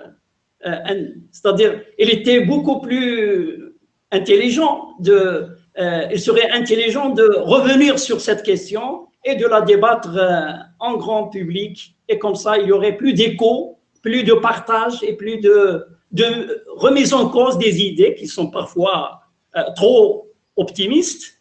Bien sûr que le pessimisme, on ne va pas le garder avec nous, nous sommes déjà confinés. C'est déjà beaucoup. Et merci pour votre attention. J'ai oublié peut-être un point, c'est au niveau des actions, j'ai oublié de parler de l'action, c'est-à-dire la place du tourisme qui est bloquée aujourd'hui. Les hôtels, par exemple, ont servi comme hébergement pour le staff médical et aussi pour le confinement des recovered pour les personnes qui étaient hospitalisées. Mais aussi, cette action de réussite durant le confinement est due essentiellement, dès le départ, à la solidarité dont notre collègue Jinah a parlé et que le Maroc a utilisé au niveau de la santé publique. Militaires, civils et également privés ont déployé leurs moyens c'est-à-dire pour faire pour veiller sur la sécurité de la population, sans oublier, bien sûr, l'innovation majeure actuelle concernant le dépistage du Covid, que les Marocains ont pu innover à ce niveau pour, au lieu d'importer, c'est-à-dire les outils de test, ils ont créé leurs propres tests. Et merci pour votre attention. Merci, M. Grelouche. Une belle intervention, certainement. Une intervention pleine de leçons aussi. Et c'est vrai, à travers les différentes interventions, que ce soit celle du professeur M. Jinah ou celle de M. Boubaker, des interventions qui mettent l'accent sur le changement de vision, sur le fait qu'on a besoin, notamment dans les pays sous-développés, d'un grand remodelage au niveau de notre politique économique, de notre stratégie de développement. Peut-être désormais, on pensera à autre chose, hein. On pensera à une autre restructuration économique de façon à favoriser l'industriel, mais encore de garder les secteurs privilégiés de l'économie, à renforcer les secteurs privilégiés. Par exemple, pour le Maroc, on a une bonne vocation agricole, donc toujours on doit la sauvegarder pour subvenir aux besoins de la population. Donc, c'est vrai, on est un pays agricole, une économie agricole. On compte trop sur l'exportation de ces produits et même sur l'industrialisation dans ce secteur-là à travers l'agroalimentaire. Mais il y a aussi de bonnes choses à réaliser sur le plan industriel. Et on a pris la grande leçon au cours de cette période qu'on peut compter sur les compétences marocaines en matière d'industrie, donc dans les secteurs d'innovation et d'invention. Donc, on a donné beaucoup d'exemples à travers la production des masques de protection, à travers aussi la production des gels hydroalcooliques, des prototypes artificiels, disons, de respiration artificielle, l'utilisation de l'enseignement à distance, de la conférence à distance. On vient de donner l'exemple et les exemples ont été déjà donnés. Et donc aussi le e-commerce, la télécommunication. Donc, ce sont des secteurs de pointe aujourd'hui, les secteurs de technologie de pointe. Et le Maroc a montré, à côté d'un certain ensemble de pays, qu'on peut devenir un exemple en matière d'industrialisation. Alors, c'est vrai, on a besoin toujours d'un soutien de l'État, on a besoin des réformes à tous les niveaux. Et ça, c'est le rôle, bien sûr, de l'État sur le plan de la politique budgétaire, sur le plan de la gestion des finances publiques. Aussi, il y a une autre vision qui a été donnée à travers notre collègue, M. Boubacar, au sujet de l'amélioration du niveau de vie. On doit penser à ça et on doit penser à d'autres activités à distance. Donc, on peut produire à distance, on peut produire à partir de chez nous, disons à domicile. Donc, ça, c'est une nouvelle vision, il faut donc en profiter. Et certes qu'avant même, j'aimerais attirer l'attention sur le fait qu'avant la crise, le Maroc a déjà changé au cours des années 90 et donc au cours des années 2000, on a changé notre vision au sujet de la stratégie d'industrie, au sujet de la stratégie de développement. Alors, au début, on a toujours compté sur l'agriculture et on a adopté une série de mesures qui favorisent l'agriculture. Sur le plan budgétaire, on l'a fait, parce que le secteur de l'agriculture a été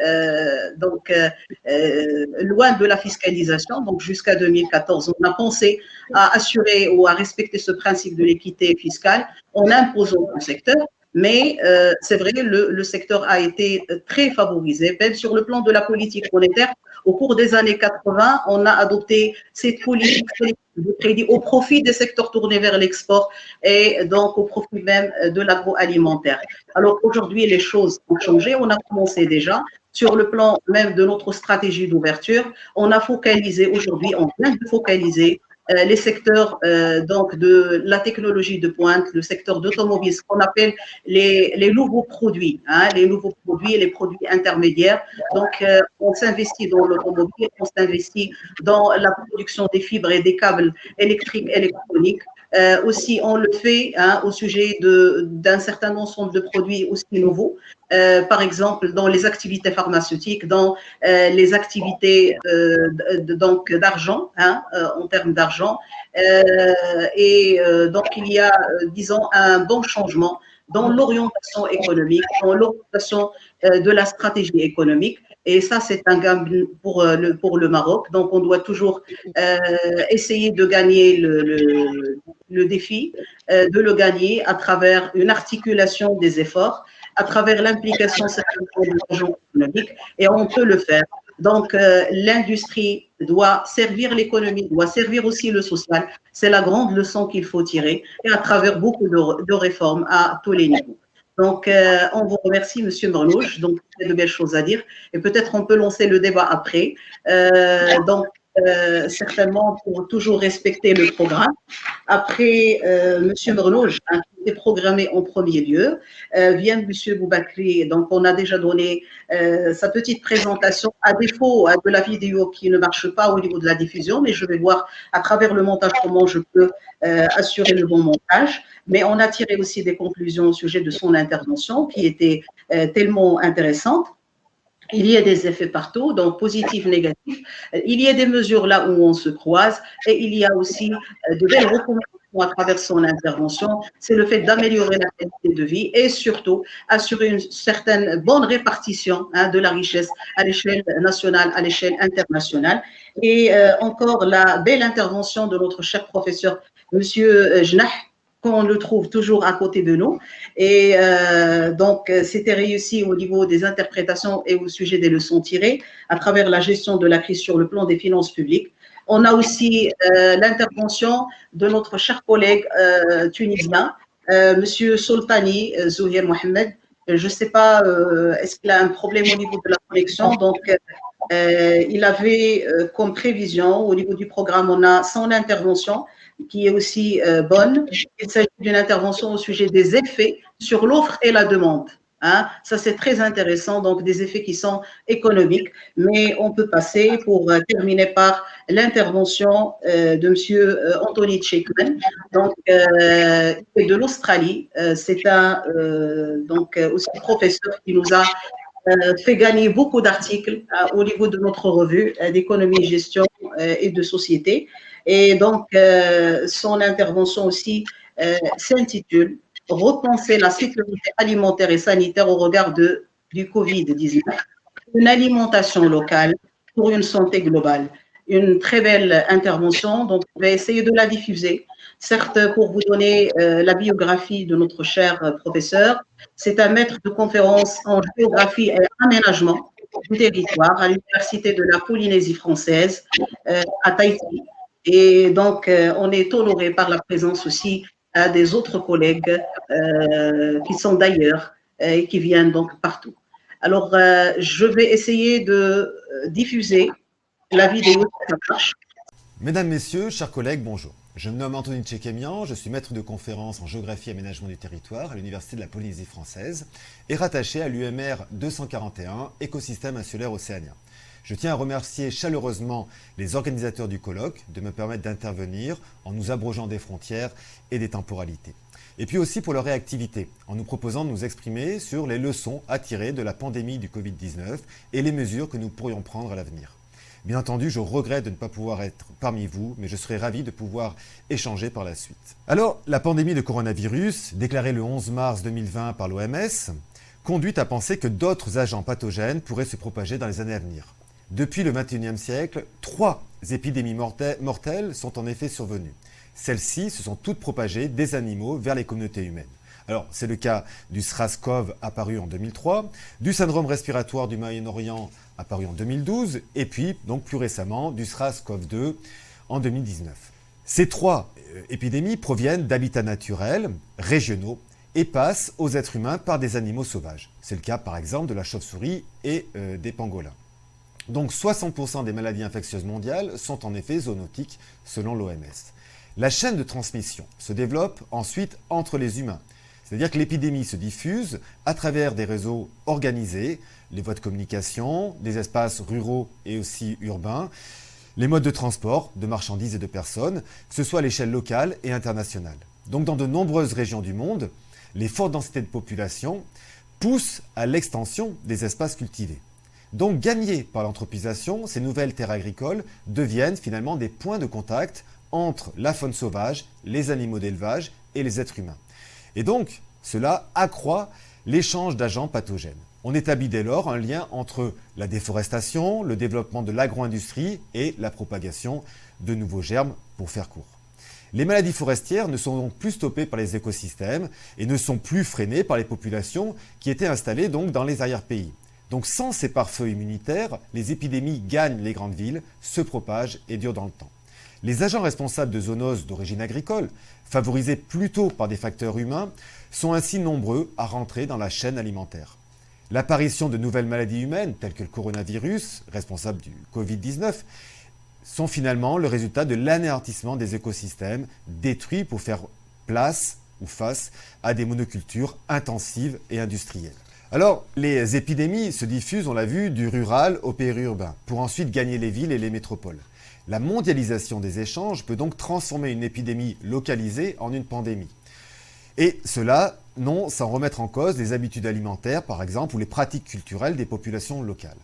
La pandémie de Covid-19 invite finalement à réfléchir aux conséquences de la mondialisation, car elle s'inscrit dans un faisceau de crises actuelles et également de crises à venir, qu'elles soient économiques, sociales et environnementales.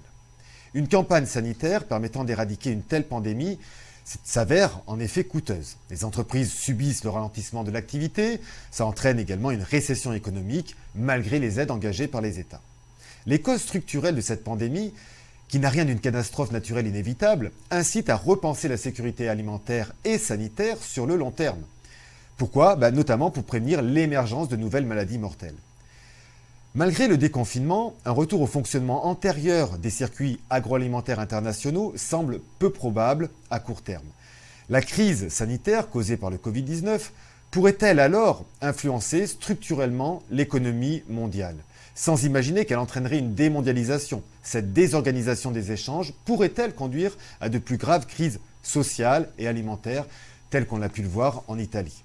Avec un effondrement du commerce mondial, analogue, voire pire, que celui causé par la crise de 2008, la fermeture des frontières et la déstabilisation des chaînes d'approvisionnement menacent la sécurité alimentaire, mais également le pouvoir d'achat des populations. Face au choc économique, aux conditions climatiques, à l'augmentation des coûts de production, de plus en plus de personnes peinent à se nourrir. Cette crise se développe dans toutes les dimensions. On l'a vu en Amérique latine, également sur le continent africain, au Proche-Orient, finalement dans les pays, on va dire, en paix comme ceux en guerre. La crise révèle les fragilités des chaînes de valeur à flux tendu, qui depuis une trentaine d'années structurent le processus de mondialisation. La relocalisation, invoquée depuis quelques années par des acteurs régionaux, nationaux, mais aussi de filières, se présente à l'inverse comme un rempart aux crises. Pour ces apôtres, une économie plus locale sécuriserait les chaînes de valeur dans les domaines qu'ils jugent stratégiques. C'est le cas par exemple de l'agriculture, à travers la souveraineté alimentaire, ou encore la santé, à travers l'industrie pharmaceutique.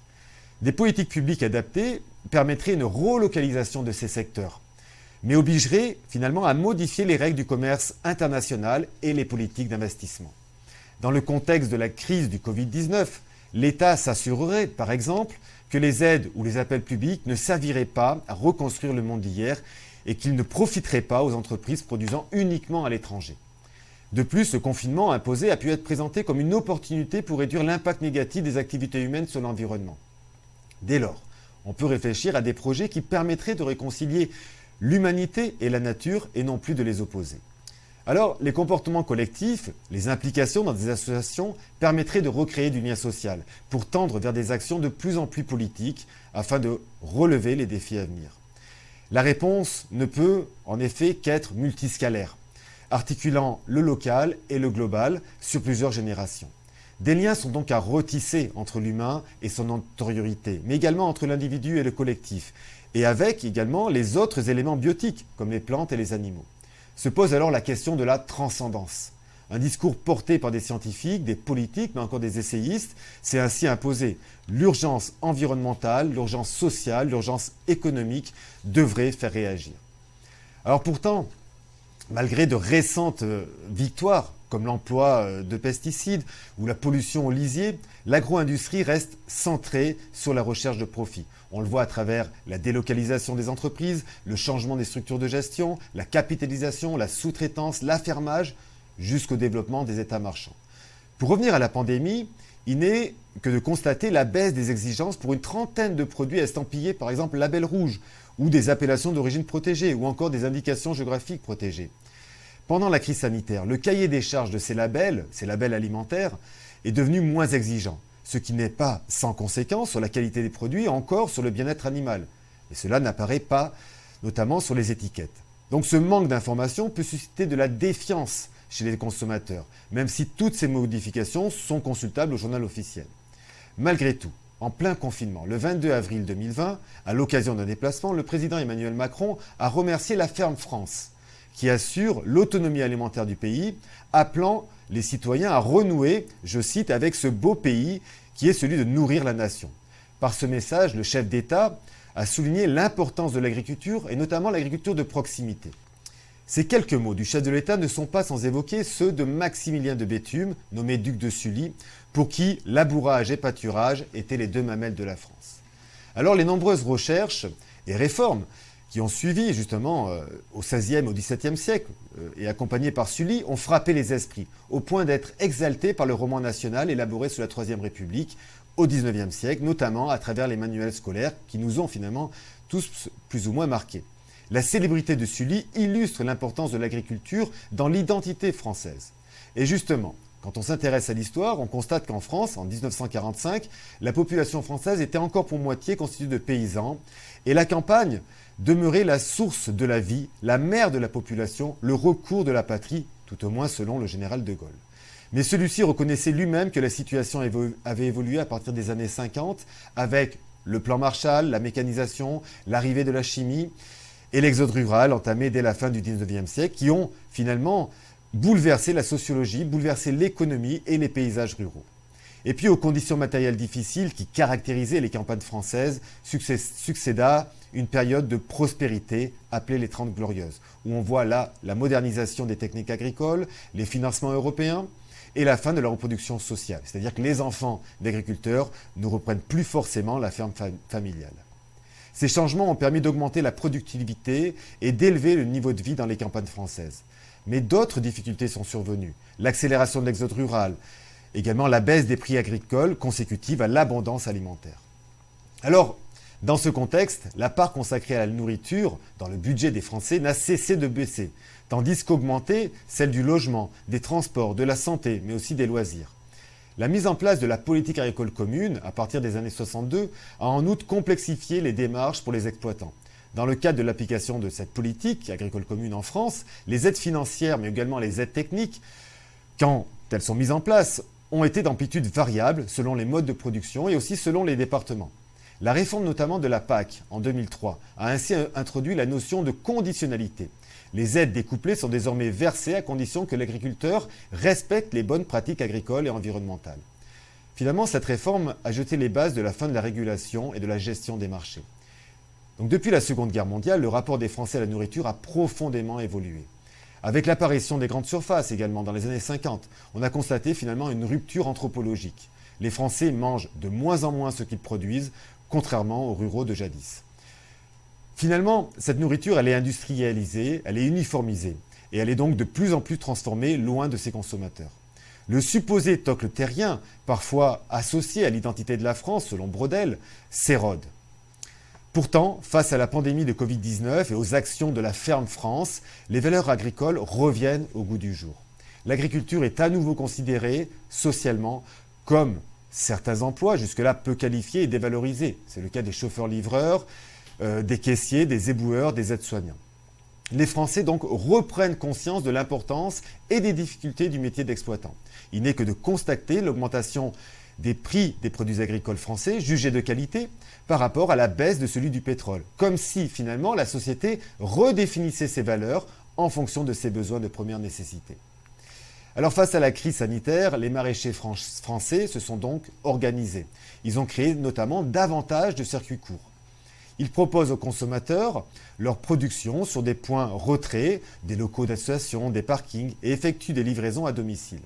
Un élan de solidarité entre les agriculteurs et les particuliers s'est donc développé. Il n'est qu'à voir l'abondante main-d'œuvre ayant rejoint la grande armée de l'agriculture française, pour citer le gouvernement, en vue des récoltes. On a, si on regarde les chiffres, environ 150 000 volontaires, ne serait-ce que le 30 mars 2020, alors que le confinement avait débuté le 17 mars. Des réponses adoptées par des groupes d'entraide locaux, par des associations de quartier, des agriculteurs et encore des citoyens, peuvent ainsi constituer des sources d'inspiration. Alors, mises en place pendant justement la période de confinement, ces initiatives tentent de répondre aux attentes des populations, qu'elles soient rurales, mais aussi urbaines, et surtout en faveur des personnes défavorisées. Ces démarches revendiquent la protection des individus plutôt que la quête du profit. La biodiversité au fondement de l'environnement se joue également en ville. C'est-à-dire qu'en agglomération, le développement des jardins collectifs par l'ensemble des acteurs locaux, mais aussi régionaux, permettrait aux plus fragilisés d'accéder à suffisamment de nourriture, de produits agricoles, aussi bien de qualité, mais aussi abordables et nutritifs. Après l'inhumanité du confinement et de la distanciation, cette forme d'agriculture durable pourrait en outre avoir des vertus sociales. Elle responsabiliserait les exploitants individuels quant à leur impact environnemental et aussi foncier, c'est-à-dire que ceux-ci deviendraient acteurs de leur alimentation comme du paysage dans lequel ils évoluent, même si l'on peut douter d'une contractualisation entre les fermes et les firmes. La société civile pourrait chercher à assurer son socle au moyen du travail du sol, par-delà les jeux de l'économie concurrentielle, par exemple des réseaux d'AMAP, la vente directe, des jardins pédagogiques, des jardins partagés. Toutes ces conceptions réactiveraient alors un imaginaire agrarien profondément ancré dans le roman national français. L'exaltation des travaux du champ, en dépit de leur dureté, s'inscrit en effet dans le patrimoine français. Donc en modernisant ces représentations au prisme des préoccupations actuelles, c'est-à-dire l'agriculture durable, les réponses collectives à la crise sanitaire et environnementale, eh bien, alimentation et santé pourraient devenir l'équivalent de l'ancienne maxime labourage et pâturage, tant il est vrai que la sécurité alimentaire ne va plus de soi. Voilà, merci chers collègues pour votre écoute. N'hésitez pas à m'adresser vos questions et à très bientôt.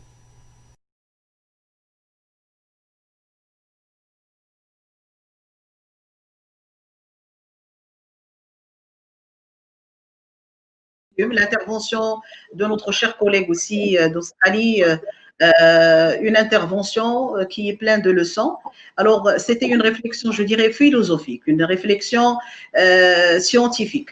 Monsieur Chickman a essayé donc d'analyser la situation donc de la crise en partant d'un constat, c'est que la crise, c'est une crise qui n'est pas normale, c'est une crise qui dépasse les frontières, une crise qui a des effets positifs et négatifs, mais un des effets négatifs, c'est l'arrêt de l'activité économique.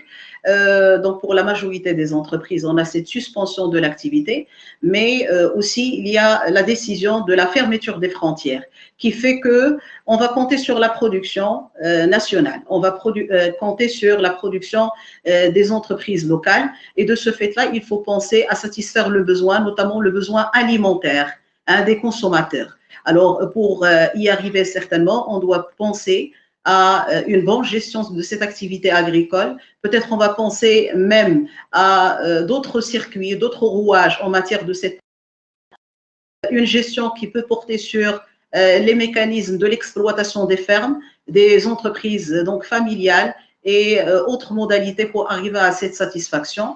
Donc comme ça, on aura une sorte peut-être dans l'avenir d'une économie en autarcie. On va retrouver l'ancienne économie, une économie qui est fermée, une économie qui compte sur elle-même, mais encore ceci pose beaucoup de réflexions. Donc, il pense qu'à travers la satisfaction du besoin des consommateurs, à travers cette sécurité alimentaire, on peut arriver à généraliser la sécurité au niveau de la santé. Donc, de belles idées. Donc, on a sûrement besoin de renforcer deux secteurs d'activité. On peut avoir une autre orientation vers ces deux secteurs, le secteur traditionnel d'agriculture et le secteur, bien sûr, de la santé. Alors, ça, c'est le besoin actuel, mais peut-être il y a beaucoup de choses à tirer comme conclusion. Il y a encore d'autres questionnements à se poser. Si on a ce genre de tendance économique, en comptant sur soi, en fermant les frontières, peut-être on aura encore d'autres effets. C'est les effets ici de la détérioration des terres derrière l'exploitation excessive de ces terres. Peut-être on revient à l'idée classique, celle de Malthus, on se rappelle, lorsqu'il a parlé donc de l'effet négatif de l'exploitation des terres, lorsqu'il y a ce décalage, disons, l'absence d'adéquation entre la production et c'était la production agricole, la production même industrielle et la croissance démographique. Lorsqu'il y a une croissance démographique, elle se fait selon une progression géométrique et cette progression dépasse la progression arithmétique liée à la production et donc on aura un certain décalage entre les deux qu'on ne peut pas donc corriger à travers la technologie. Une belle idée finalement, donc il faut repenser dans ce sens-là. Donc jusqu'à quelle limite peut-on compter sur nous-mêmes? Est-ce qu'on ne peut pas avoir des effets négatifs de l'exploitation de ces terres dans le futur? Et comment peut-on retrouver un autre modèle meilleur, donc mieux que la situation initiale, donc un nouveau modèle de développement? Donc voilà les questions qu'il faut poser peut-être et ça mérite un bon débat là-dessus.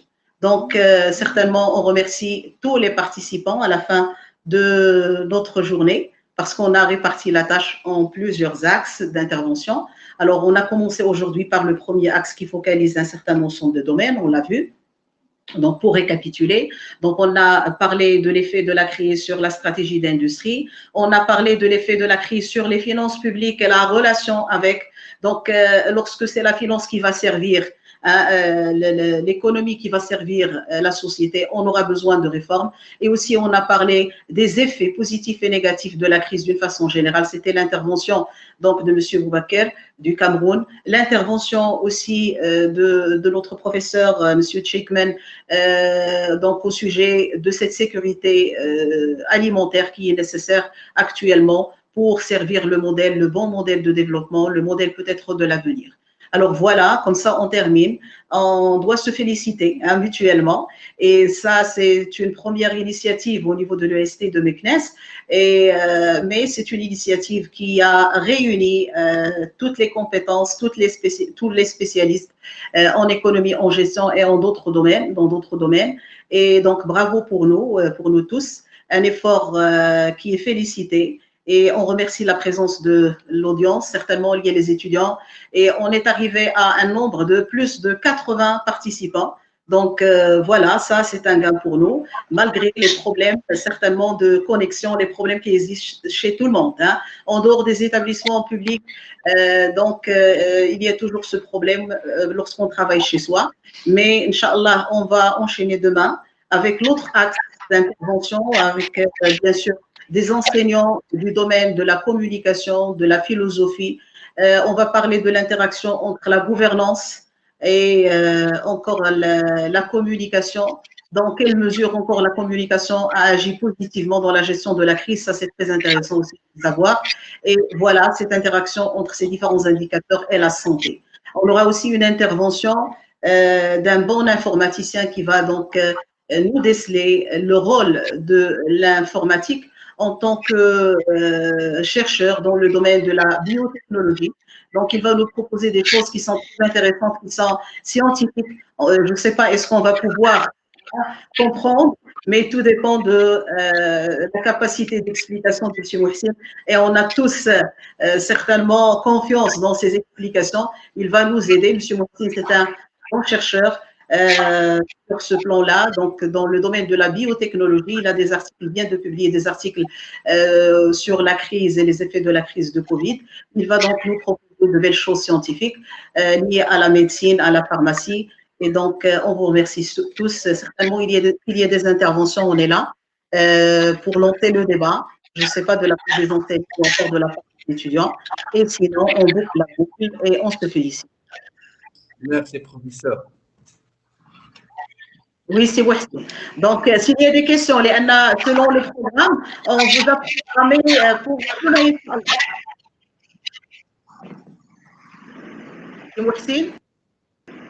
Oui, demain, on aura affaire sur la D'accord. Oui. Donc, moi, de mon tour, je tiens à remercier toute l'équipe pour l'organisation de cette matinée riche de savoir, de connaissances et de partage. Et je remercie infiniment nos chers professeurs pour leur intervention très riche. Donc, on se donne rendez-vous peut-être demain, Inch'Allah, pour continuer notre conférence. Inch'Allah. Monsieur Jnah. Monsieur Jnah. Oui أستاذتي. أنا بدوري أشكرك أنت أولا على المبادرة وخصوصا في هذه الظرفية العالمية ولا الظرفية الإقليمية ولا الظرفية بأن هناك جائحة اجتاح العالم ونحن كباحثين وكأساتذة وكأكاديميين لابد نشارك مواضيع حساسة اللي عندها علاقة بالمالية بالجبايات بلا كومينيكاسيون بالحكامة. إذا لأن هاد كما تفضلتم أستاذتي الفاضلة لأن هاد لا ديفيرسيتي ديال هاد لي تيم اللي غادي نناقشوهم هادو كلهم دي تيم اللي عندهم واحد العلاقة وطيدة لأن ما يمكنناش ننجحوا واحد مثلا واحد لو سيتادير خص تكون عندنا واحد ان ابروش واحد كومون ديريج واحد الشموليه في التفكير. وانا الذي اركز عليه وهو ان هذه الجائحه واخا فيها مثلا ديزانكونفين بالنسبه للاقتصاد بالنسبه للصحه ديال الانسان بحد ذاته ولكن انها مرآة واحد المغوار باش بحال تتراجع نفسك، لان عطنا دروس وتنعرفوا حنا التلميذ ولا الطالب فاش يحفظهم باش يدوز بهم الامتحان باش ينجح. الا ما نفعوكش دوك الدروس في الامتحان ديالك راه ما درتي والو. اذا هاد الدروس اللي عطاتهم من الجائحه، لا دروس على المستوى العالمي، على المستوى الاقليمي اي المحلي، خصنا على اساس هذه الدروس خصنا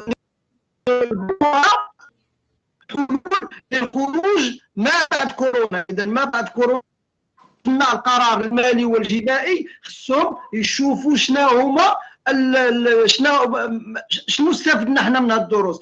ان كان الدروس لابد من اباز ديال هاد لي لوسون خصنا نديروا دي ريفورم. هاد لي ريفورم كاين جوج دابا حاليا ما نقدروش لان ما كاينش عصا موسى مع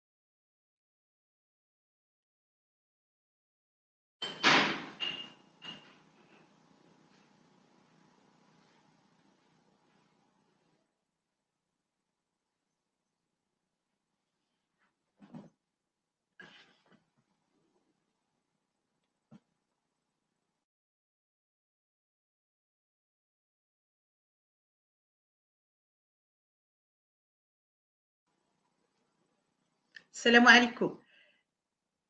كتسمعوني شويه؟ Oui, oui, on vous entend, sauf l'intervention de notre cher professeur, ما كنسمعوش. ما سمعناش. ما كملناش معاك الاستاذ جناح في الاخير، ما عرفتش علاش هذا المشكل. الأستاذ جناح, on n'arrive pas à vous entendre.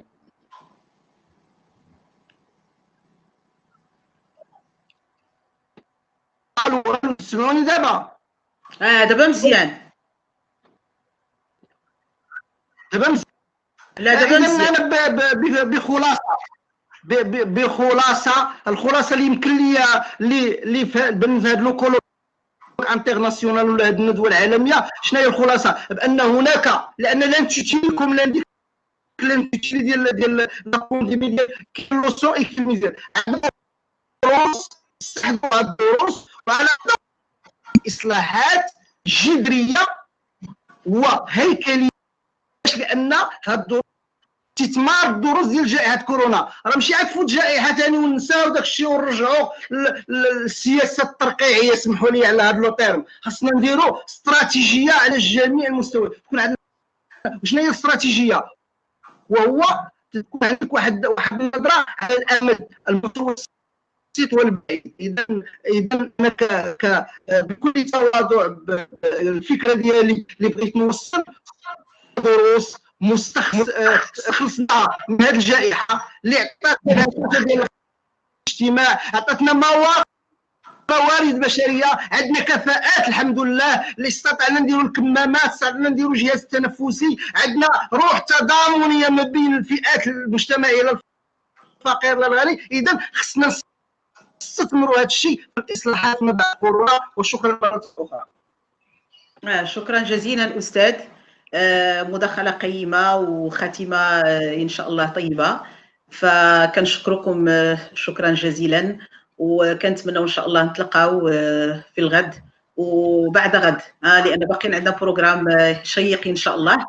ففي هذا الباب للإحاطة بالإشكالية كاملة، يعني راه هي مسألة ما كتهمش غير ان سول سبيسياليست، ولكن بوكو دو سبيسياليست بوكو دو دومين، وما يمكن لناش نحلوا المشكل غير من جانب واحد ولكن من جوانب متعددة. فهناك الشق الاقتصادي والشق التدبير والشق المالية والشق التواصل، يعني أشياء كلها اللي خصها تجمع إن شاء الله باش يكون عندنا واحد الإحاطة شمولية. شكرا جزيلا، كانت المداخلة قيمة، وهذا امر كيهم كل واحد فينا عنده هذه المسؤوليه، كل واحد من الباب ديالو عنده مسؤوليه. فاذا كان الطبيب والممرض في مجال الصحه، فاحنا كذلك كاساتذه لنا هذا الدور، هو دور النقاش البناء. عسى ان يكون هذا اللقاء كذلك قيما في عطائه وفي خاتمته ان شاء الله. وشكرا جزيلا والى اللقاء. لان كيبان لي حتى لي زيتيديون ما كاين حتى شي سؤال رسمي اللي توضع لنا اترافيغ لو شات. جو فوا il n'y a pas de questionnement, peut-être les choses ont été intéressantes, mais ça يعني ne mérite pas assez de questions. نخليو يمكن حتى الخاتمه ان شاء الله لعلها تكون خاتمه مسك.